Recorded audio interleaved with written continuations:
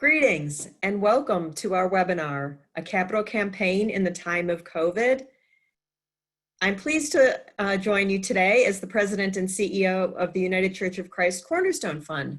I have with me today a distinguished panel. We have the Reverend Dr. Otis Moss III, who is the Senior Pastor of Trinity UCC in Chicago. We have the Reverend Michael Kane, who is the pastor of Old First in Philadelphia. We have the Reverend Kent Salati, who is the National Setting's new National Director of Philanthropy, and Jill White, a regional mission interpreter for the Church Building and Loan Fund. Our format today will be a hopefully conversational one. I have a couple of questions that I have prepared for each of our panelists, but we're going to leave plenty of time at the end for question and answer.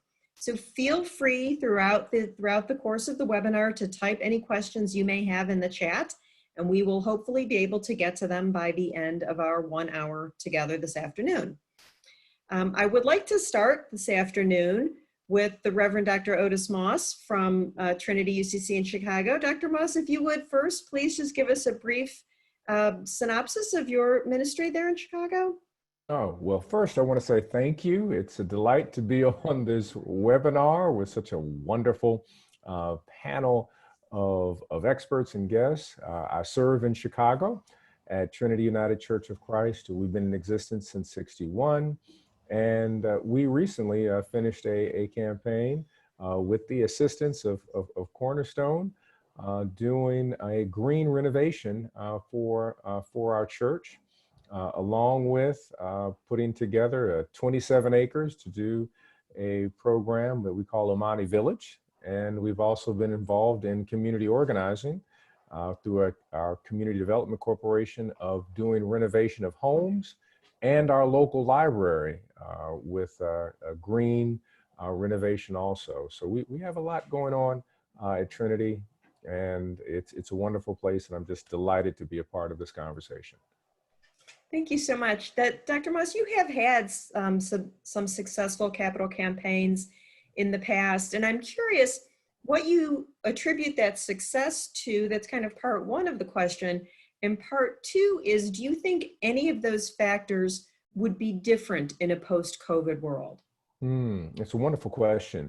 I think that the key pieces that assist in a capital campaign are spirit and story and sacrifice. Those three right there, that you have to be willing to be committed to the Spirit of God. And you have to tell the story, retell the story, tell the story again, until as soon as you get sick of telling the story, people are just getting the story. So you have to be willing to retell the story, and you have to be willing to make sacrifices, whether it is that we relook at our budget to make sure that it's fitting with our story, with the Spirit that is guiding us. That becomes key. I'll share one story that I keep as a guidepost for myself in terms of sharing story. We were ready to do our green renovation, and I was so excited to share with everybody about we're going to have a green church, green roof. Everything is going green. I went to get my hair cut. I was new in Chicago, and I was at my barber, and my barber told me that there was an elder at the church who was fussing about the new young minister at Trinity, that he wants to put a putting green on top of the church. At that moment, I realized I did not share the story very well. So I went back to the drawing board, because the vocabulary was not the same. I knew what green was, but many of our elders did not. So we went back to the drawing board, sitting down in small groups in their home, sharing what does green mean, knowing that your grandmother was green, that she used to recycle everything, including the gumbo that you're eating is nothing but recycling in many ways. And so once we got the vocabulary right, then it was easy to share the story. That's wonderful. It's a great story too. Now, do you think any one of those three elements, spirit, story, or sacrifice, shift in a pre-COVID world where you can't, say, have those small group meetings in someone's home? Or what, if anything, do you think would be an adjustment to COVID? Method changes, message stays the same. So the methodology will always shift, which we do with everything. Methodology is shifting every day, but the message will always stay the same. So we won't be able to do large gatherings or maybe those gatherings in small homes where we can be socially distanced. We can gather by Zoom. And it will also improve our writing skills and the way that we share stories. So our production skills become better of how to share stories by video, how to create short stories and parables, because remember, we're people of story. So the method by which we deliver changes, but the message will always stay the same, that it's got to be spirit, it's got to be story, it's got to be sacrifice, those three. That makes perfect sense. Um, so I'm curious about what you found to be maybe your biggest surprise since we've moved into this world of remote worship and remote gathering and remote giving in particular. I was impressed that your website has at least 8 different ways in which people can contribute. Was some of that kind of, age-based, or how did those come about organically, or how did that happen? I love that question because I love to share about this, that we were moving toward trying to help the church move into a digital framework several years ago. So when COVID hit, we were already in place to go completely digital. One of the things that we found very interesting is that when we sat down in small groups pre-COVID with our seniors about utilizing what we call ACH, or what you would call kind of, direct giving from your bank account and whatnot. Many of them were very familiar with it because you pay your bills online. So it became easier for many of our seniors who can't come to church every Sunday. There was this assumption that they have to bring an envelope. And there was an assumption if you have the wrong person advising you, will tell you that the seniors will only want to bring an envelope. But when you have someone who is 88 or 89 who stands before the church and says, "Thank the Lord, I don't have to come up here on Tuesday or Wednesday to bring my envelope. I press a button and I give." And so we allowed them to share the story. And so when the seniors got on board, 500 seniors signed up when we started our digital program. Wow. That was the group. And when that happened, then the younger people were like, "Hold on, wait a minute. I'm not going to let my grandmother, just outdo me." So it became a generational almost contest. And it was really kind of interesting to see. So making sure that the seniors really speak with such clarity. They tell the story, they share their sacrifice, and they always undergird it with the fact that this is spirit led. It's just a different method of how we're giving. So we were ready when COVID came around, where we now have become completely digital. That's terrific. Pastor, one of our viewers has asked you to explain a little bit more about sacrifice, what that means. Sacrifice means that we looked at what our budget was. What is our focus? Your budget is a theological document. It's a moral document. It tells where your priorities are. And unfortunately, many churches have a budget that has nothing to do with ministry and nothing to do with Jesus ever. It's just about how do we maintain a building and how do we keep some doors open? Let's fix the air conditioning. That has nothing to do with Jesus. So we began to look at the budget, said we want to be a church that's focused on ministry. So if we say that we have a priority for young people, how much money is going there? If we say if it's a priority for building the community, how much money is going there? So we were reassessing our budget, and it became a sacrifice because some things that we had been doing for years, we recognized was having no impact in the community whatsoever. They might have been fun to do, but it has no community impact. So we had to make a shift around that. We had to shift how we were spending and really share that with the congregation. And then it became, in terms of talking about sacrifice for everybody on the board that was a part of the church, that there's no way you can handle the money and you yourself are not committed to making a sacrifice to support the institution, the ministry. And so that became an ethic. There's no way that you could say, well, I'm a guru over here, accountant or whatever, but you give $2 to Trinity. It doesn't work that way. I said, you have to be all in. It's better to have people who are all in committed to the spirit, committed to the story, than someone who just brings their skills and says, I'm donating it to the church for a little bit. So we had to walk through those things. And we came out better on the other side by having people who were deeply committed to, again, spirit, story, sacrifice. Yeah, I'm really pleased to hear you say that, Pastor, because we, at the Cornerstone Fund, when we talk to churches that are at the beginning of a campaign, a building project is their, what they have in their sights. And the first question we always ask them is, what's the focus of their ministry? And sometimes the financials will tell that story and sometimes it won't. So for example, if a church says, oh, we're all about our food programs, we really want to deal with the hunger crisis, and then you look at the budget and the majority of the budget is going to the music program, or it's going somewhere else, and they're not funding their pantry, and they're not. So it is a real a good safety check to make sure that you're literally putting your money kind of where your ministry is. Anyone else on the panel have thoughts about things that have changed before I address some specific questions to you each? We could just move on if you want. And I invite all of our panelists to chime in at any point. Reverend Kane, I'd like to go to you next. If you could tell us a little bit about your ministry at Old First in Philadelphia. Sure. I, like Dr. Moss, want to thank you all. I'm honored to be amongst this group, and money is always hard in the church, so it's probably good that we have the opportunity to talk about it more often. I was thinking, as Dr. Moss was talking, that part of worship on Sunday, we presented a different breakdown of how we both raise and spend our money. And one of the things that made me most proud was that we have the exact amount of money, like when you break it down per person, what we spend, we basically spend the exact amount of money on worship and outreach.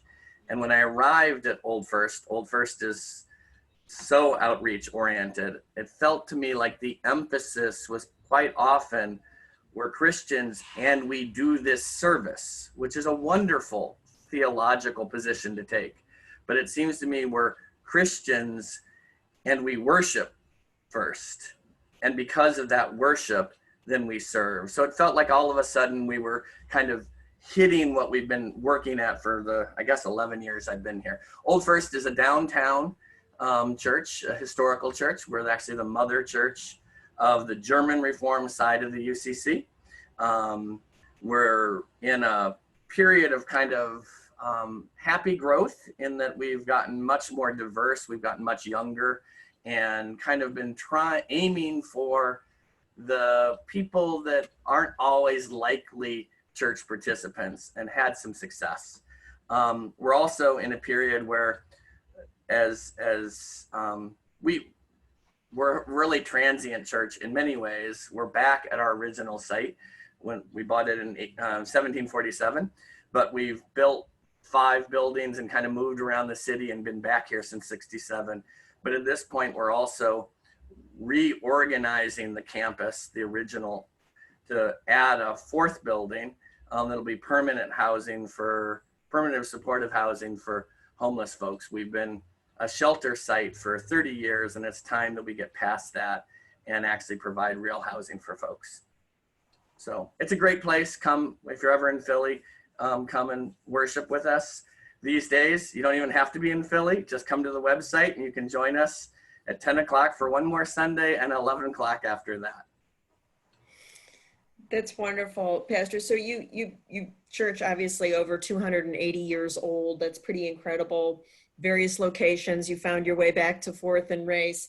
How significant do you think the building is, any building, but specifically in your case, in delivering your ministry of Love First? What role does the building play? Yeah, the buildings, huh? It's kind of, they're ambiguous things for us all.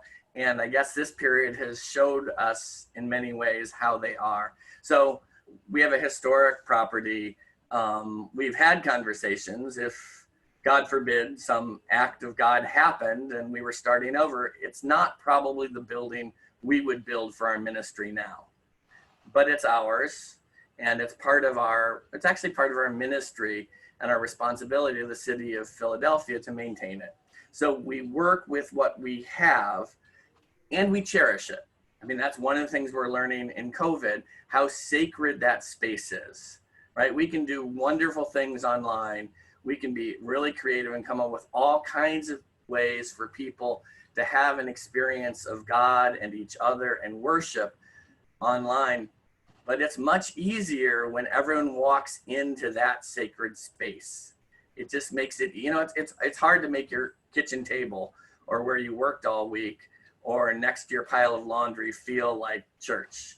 So buildings are incredibly important. We're currently only using it for social service ministries. And by our understanding, that's our only exception to gathering, right? We're deliberately suggesting that people not gather together, even though some would like to. And so we have that, but what we found during this is we are absolutely still the church. It's, people, like, it's kind of annoying me. People are talking about online church or Zoom church. It's just church. It's not it's different, of course, but we are as much church together, even when we miss the ability to hug someone who's lost a loved one or support someone through some difficult time. We are still the church. We can't touch them, but we can touch them. And we're trying our best to do that. So I think the building is really, really important. For a lot of places in the wider community, it's how you're recognized. And we have a building that's in many ways not so, it's kind of nondescript. And we're often known as the church that had the live creche, gift of Dale or Hayes many, many years ago. We don't have it anymore, but people will still go, oh, you're the one with the live creche. They don't really notice our building, but they know something about us in this location. And I think that's part of how you're known and how you're known for how you've shared the gospel.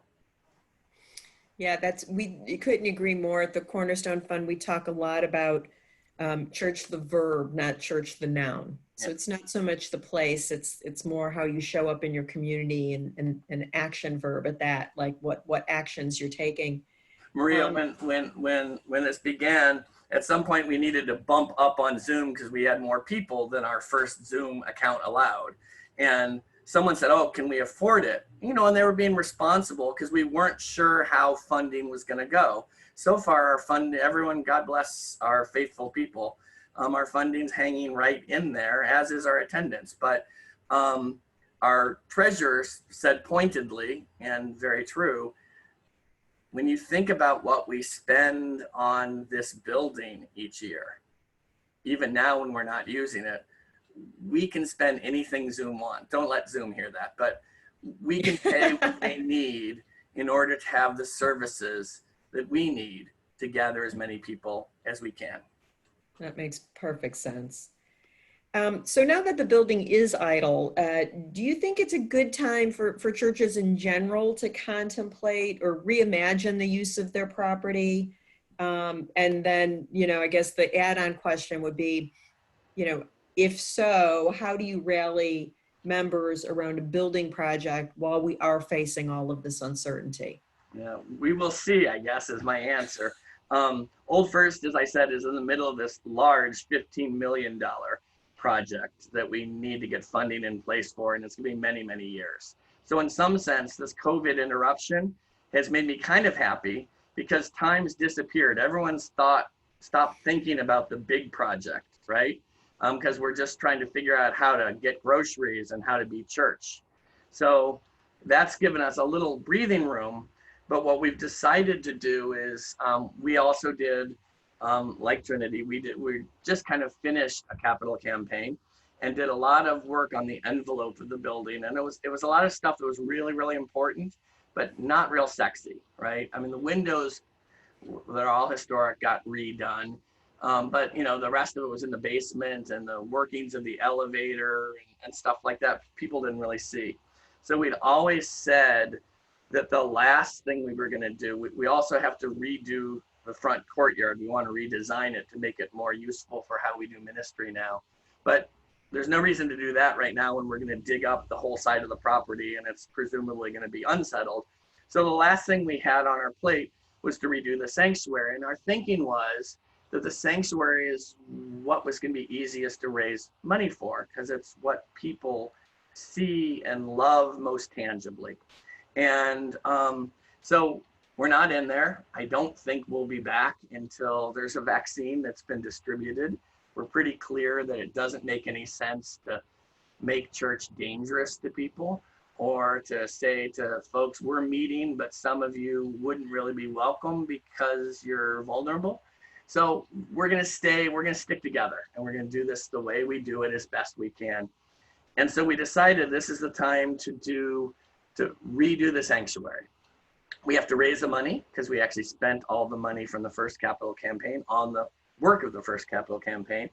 And so we're asking ourselves, can we make the case that now is the time to do this? And for us, we got to pull out all the pews. They got to be stored downstairs. I mean, it's kind of a big renovation. And our first sense in the conversation is that we can do it if we're really careful. So what we're saying is, because we're committed, we're going to all get through this together, right?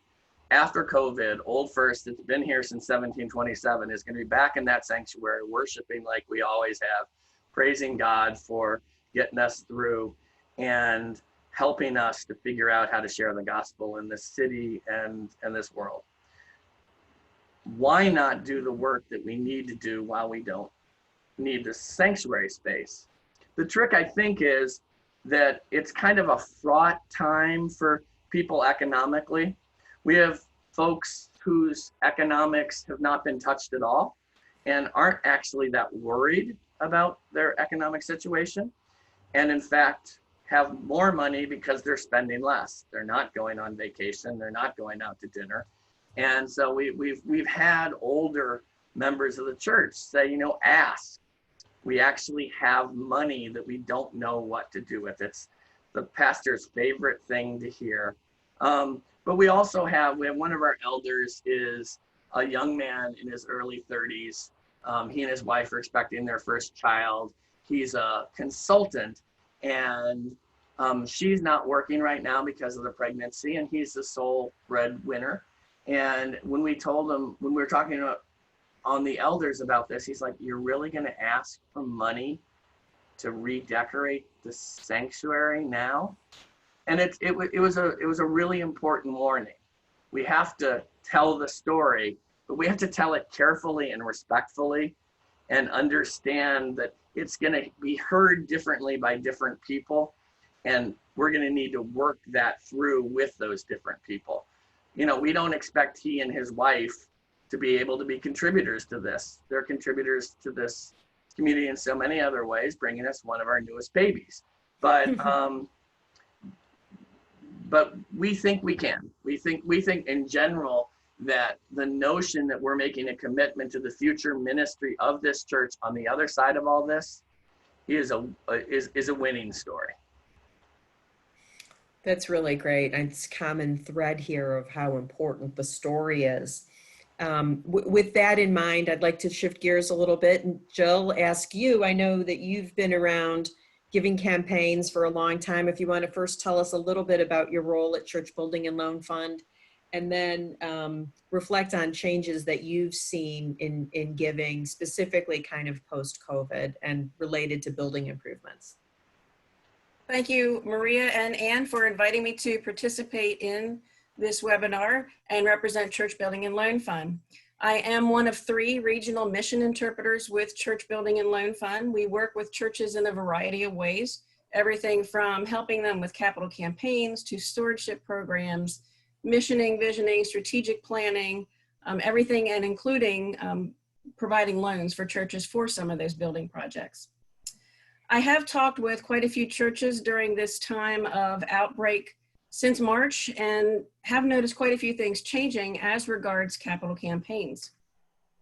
Churches with whom I was working or anticipating working are slowing down their programs. If they've had something started, they are maybe slowing it down a bit and taking it back a step, or they're restarting it at a different phase. Some are even choosing to postpone it till later in the fall when things might be back to normal, or even into 2021 when they have a better handle on their members' financials and any economic impact. Because as was already stated by Reverend Kane, churches are aware that their members are in different economic situations right now, and they need to consider those when going out and asking for funds.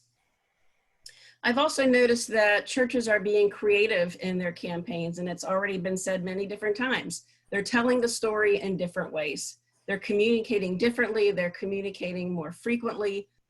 Some churches are videoing the projects if they're already underway so that they can share those projects with their members in the community online. But real creativity out there and wanting to keep the forward momentum. Churches are also rethinking the projects. If they've already have in mind the projects they're going to undertake as part of a capital campaign, they've had architect drawings done, they have estimates on the programs, they're taking a step back and saying, wait a minute, are these still the right projects?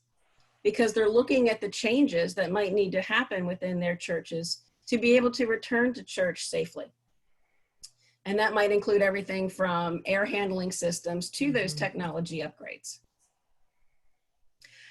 And along the lines of technology upgrades, this has been a real awakening for some of the churches, and I'm sure Reverend Salati in his former role could attest to this, that some churches weren't ready for the technology that was needed to have remote and virtual church.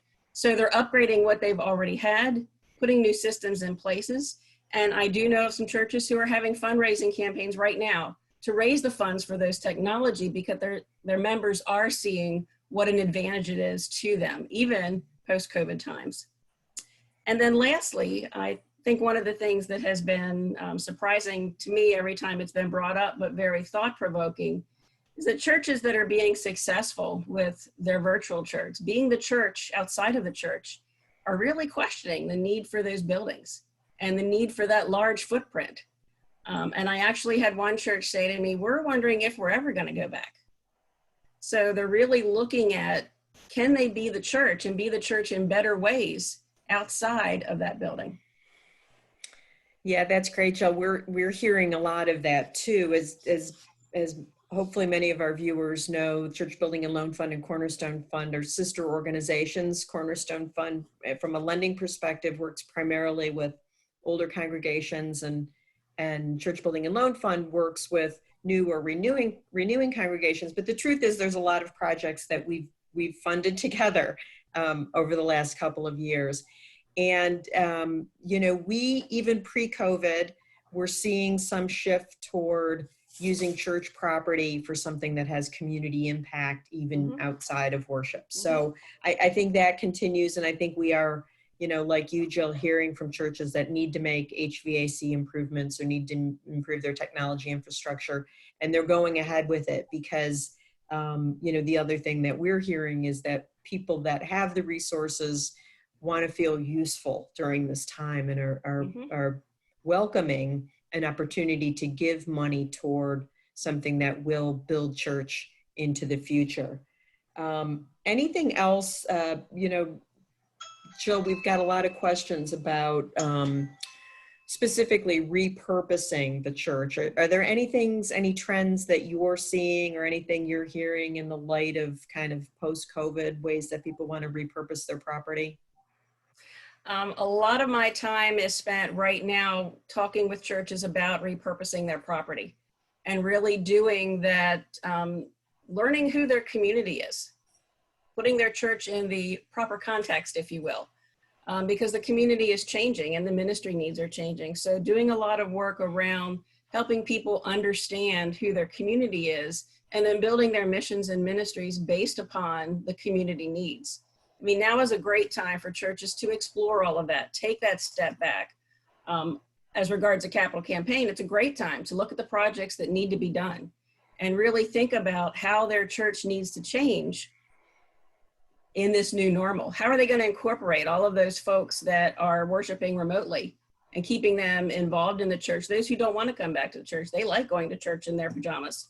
and don't really want to go out at that time of day, or watch church later if it's being recorded.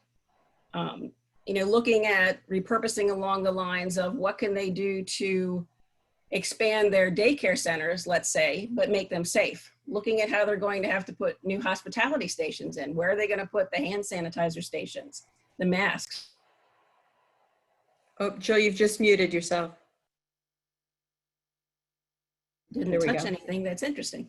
I guess I was waving my hands and didn't know what I was doing. I get excited talking about this. Talking with lots of churches about creative ways to involve their community partners. So reaching out to partners in the community, fire stations, homeless shelters, social wellness groups, to really be able to incorporate them into their facilities, places that need space that didn't currently have it, or they need a larger space because of the social distancing requirements. It's also a great opportunity to look at new services they can provide to people that may not already be there, but will exist now after the pandemic. So yes, lots of conversations going on around repurposing, and then the need for capital campaigns to make that repurposing a reality. That's terrific. I'd like to now shift back to Reverend Salati. Kent, welcome. And if you could tell us a little bit about it's not even your new role yet because you don't start until tomorrow, but T-1, please share a little bit about the philanthropy office. Thank you, Maria, and thank you to my panelists and all the attendees of this webinar. It's good to be with all of you today. It's a liminal time. This is my last day of vacation, the day before my new position starts as the Director of Philanthropy for the United Church of Christ, part of the Office of Philanthropy, Technology, Identity, and Communication, better known as OPTIC, for those of you who know something about the national setting and the way that team works. And I'm looking forward to helping our denomination, both local churches, conferences, and the national setting, find a way to align people's faith with the resources that God has entrusted to them, finding a way for people to align their passions and their values with the resources that they have. So I'm really looking forward to that. And I was struck by Dr. Moss's 3-point message about spirit, story, and sacrifice. And the story that we in the United Church of Christ have to tell is summarized and captured in our vision of united in Christ's love, a just world for all. And if we are not working for a just world for all in the times in which we live, we are missing the opportunity that the Spirit has placed before us. And there are stories that we need to assemble and tell in this moment of time. So I'm really looking forward to finding ways to help people, congregations, conferences align their values with their vision. That's terrific. And you've had plenty of experience in the field, as they say. And, the obvious, right? The offering baskets are gone and envelopes are gone, at least for the time being.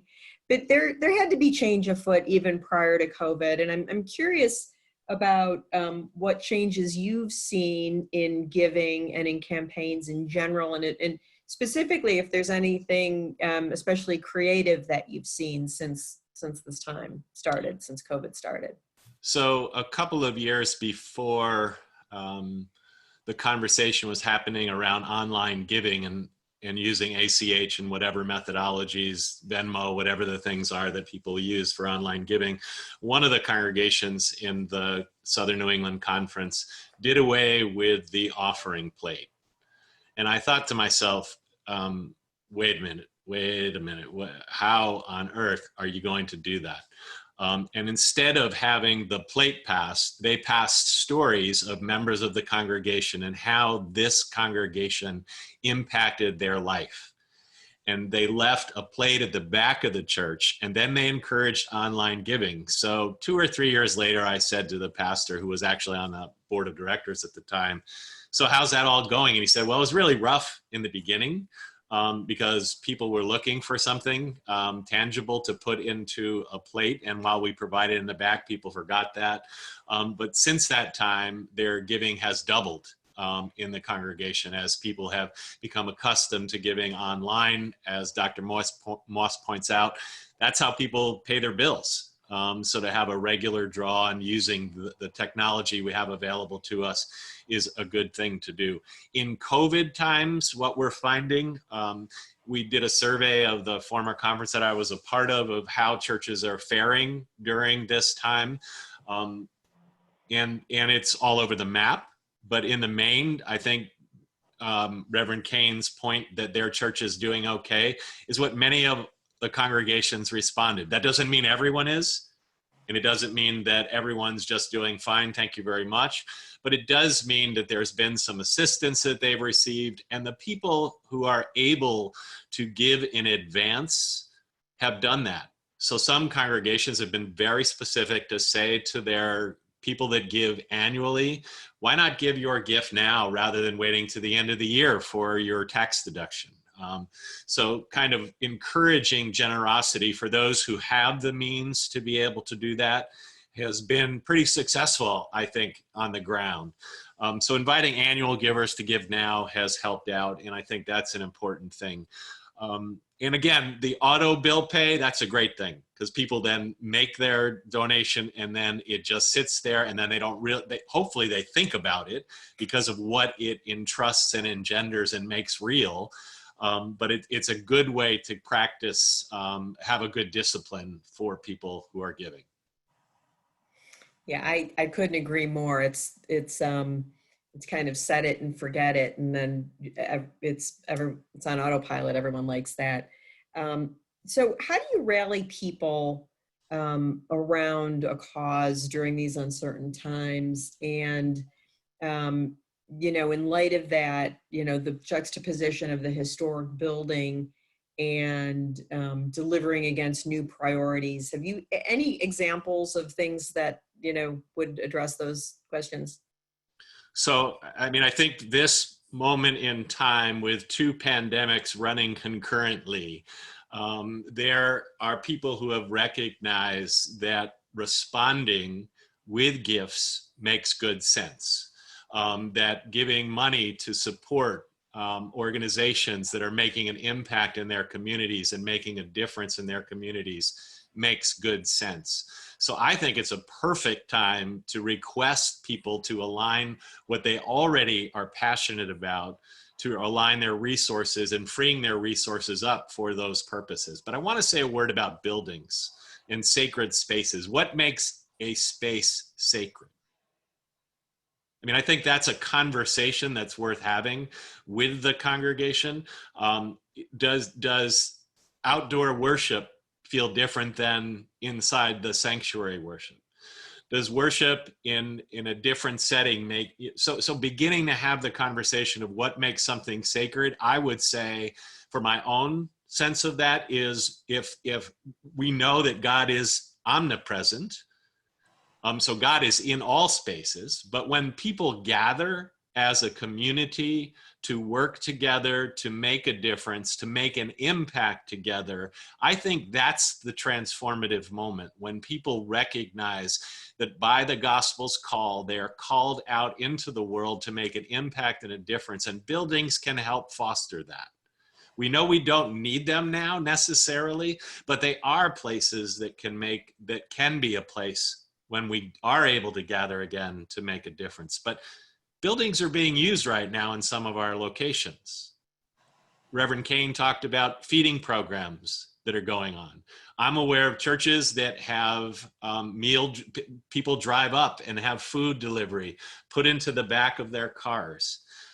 People are using their outside space, which I don't think we think about our buildings as much, to do messaging to the community in which our churches are located. So signboards, hearts, thanking first responders, ways to use outdoor space of our buildings is an important piece. I'm aware of some congregations that recognize that not all members of their communities have access to the internet for their kids to do online learning. So they have opened up their parking lots and made sure that their internet signal is broadcast wide enough and deep enough and far enough for people to pull up in their cars to sign on to the open access of the congregation and to be able to educate children.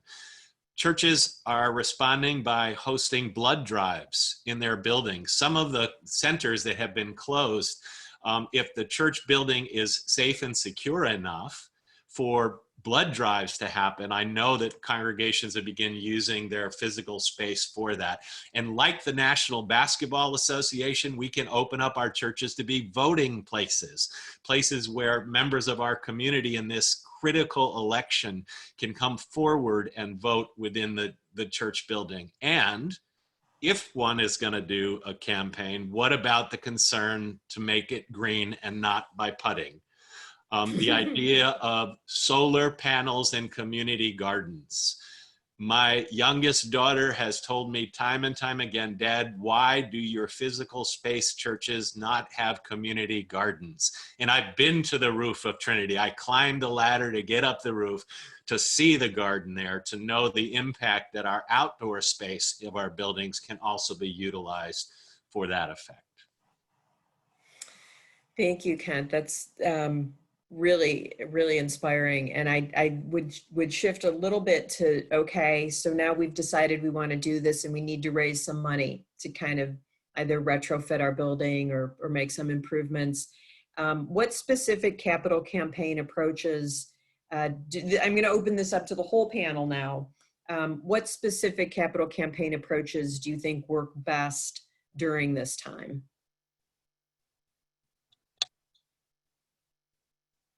Oh, Dr. Moss, you There we go. unmute. All right, There sorry about you that. I got some work going on in the house. I didn't want the other sounds to come in. But I will start. And I believe that Tim was asking this question and is waiting to hear some capital campaign approaches. And the first thing that I'll say to everyone and also to Tim, that if there is no connection, relationship and vision, there can be no capital campaign. So you can talk approach and methodology, but there has to be vision, story.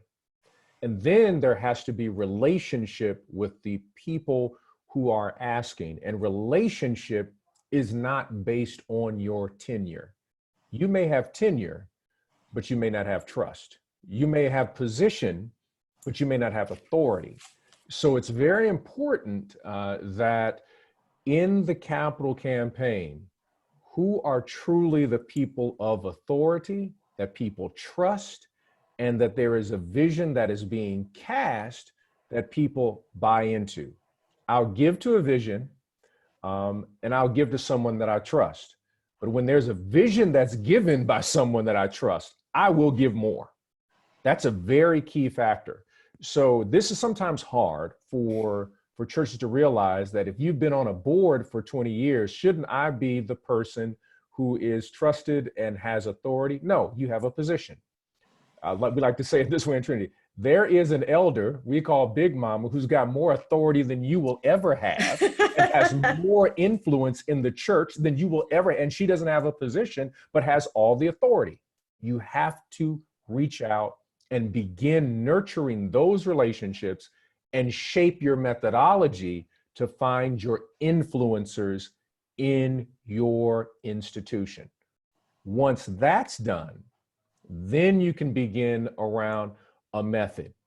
Will we build a digital method, for example, that tells the story of what we're attempting to do?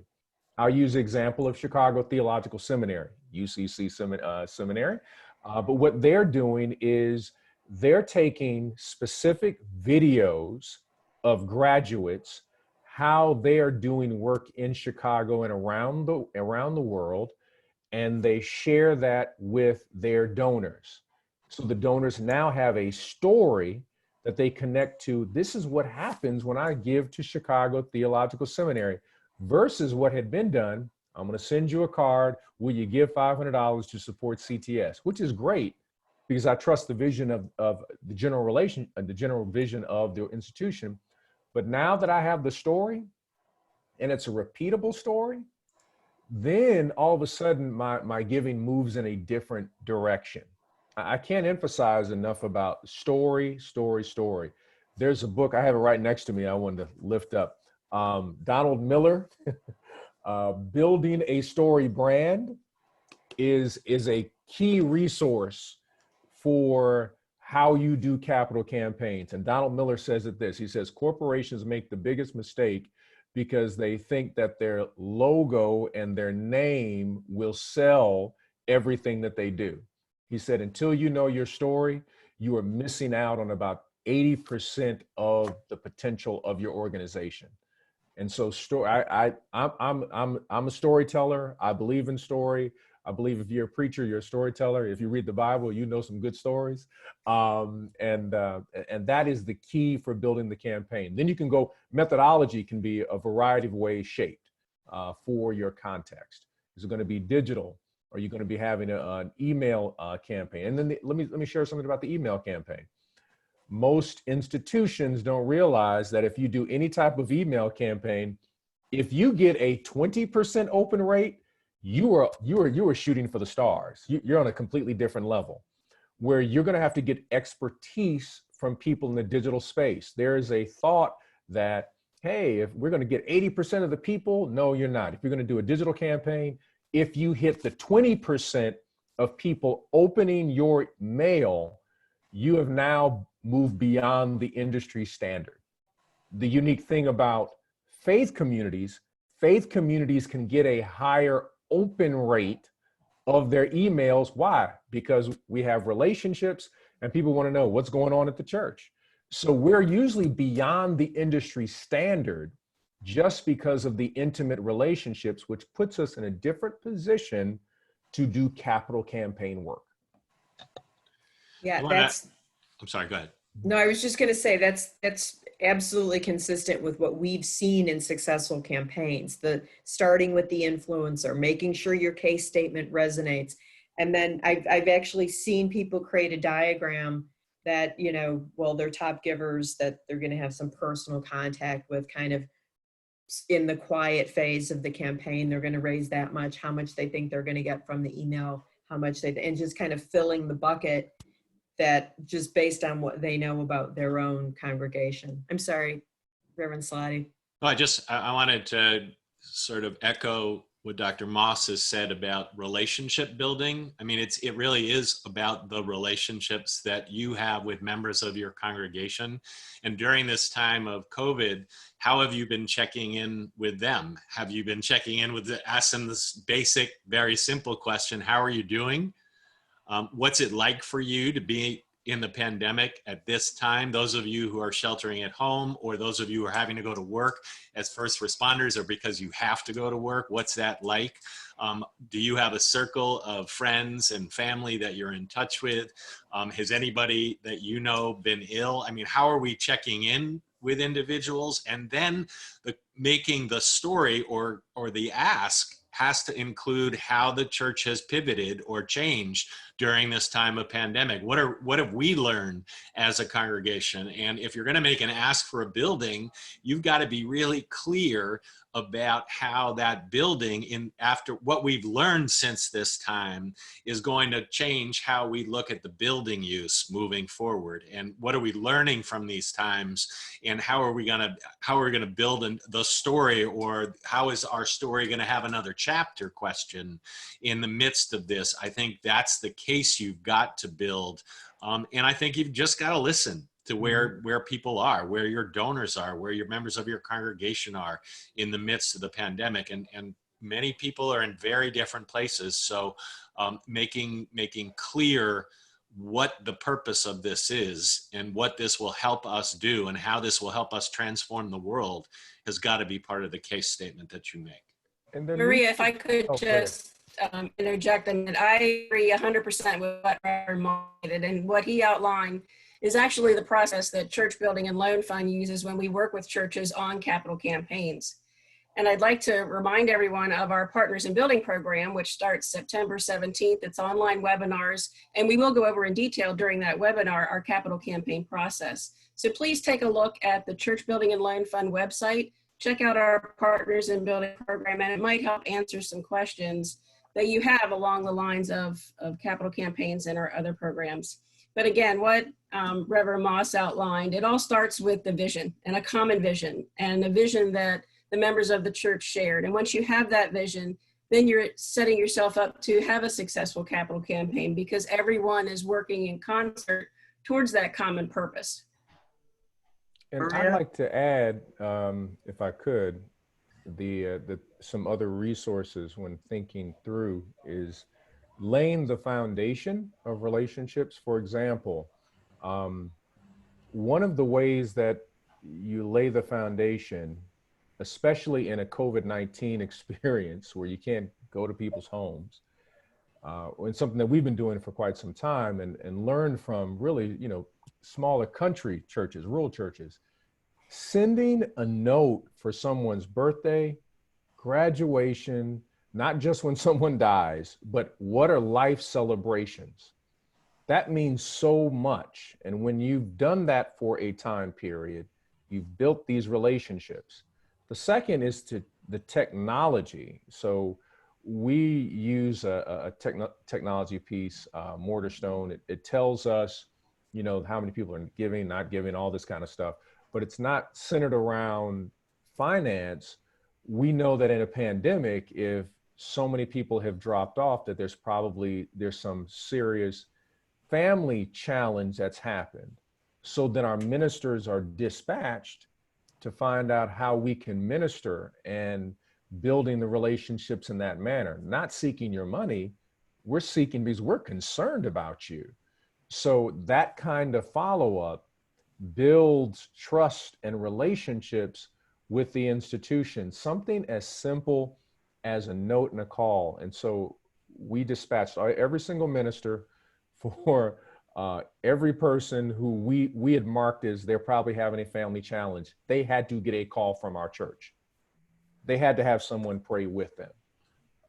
And it's amazing when that happens and stuff you don't expect, things come around 5-6 years later, and you're wondering where you got this huge check from. They said, well, you remember when we were out of work and the Lord blessed us. We want to bless the church. We didn't really, but that wasn't the plan. Yeah. But as a result of building those relationships, you put yourself in position for that.